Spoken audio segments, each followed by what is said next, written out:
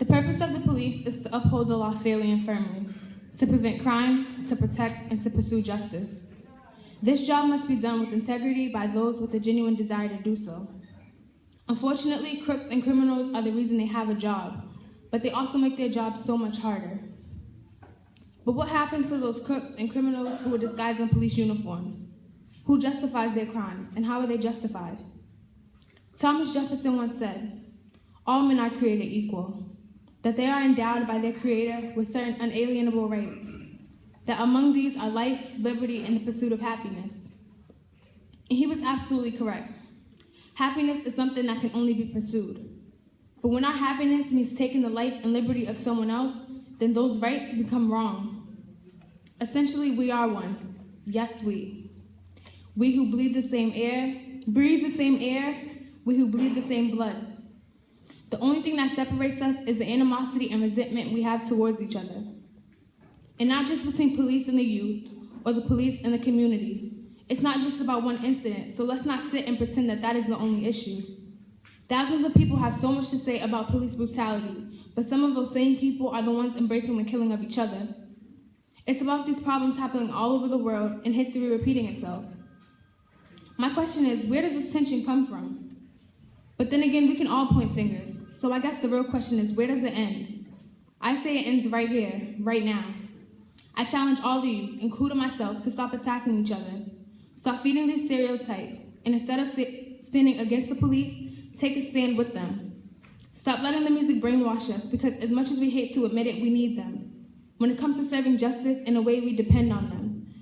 And for those of us claiming we don't, maybe we should.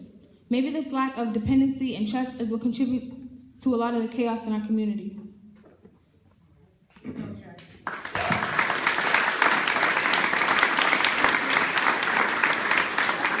Thank you.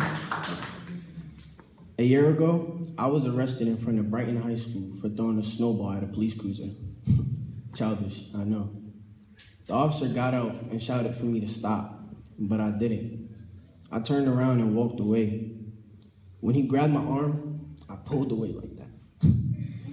And before I knew it, 3 police officers and 2 school police was restraining me by hanging me on a fence.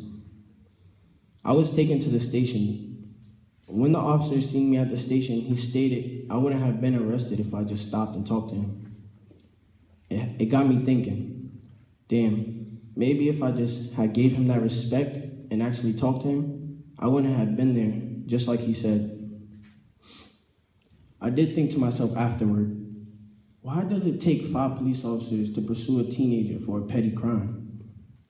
This is something that happens in our communities every day. And sad to say, it's along the lines of the Eric Garner case, where the police are trained to respond harshly to petty crimes, supposedly to prevent the bigger crimes from happening. What I learned and want to show my peers is, don't act upon a situation based on your prejudgment. I threw the snowball at the police cruiser because I wanted to be the one known for throwing the snowball. I don't know the exact reason why 5 officers needed to restrain me, but I can guess that I was wrong and so were they. We can avoid a lot of confrontations between the community and the police by taking a stand tonight and agreeing to the community compacts behind me on the walls, and make better decisions so that our future generations do not have to go through the same situations we are dealing with today due to our actions.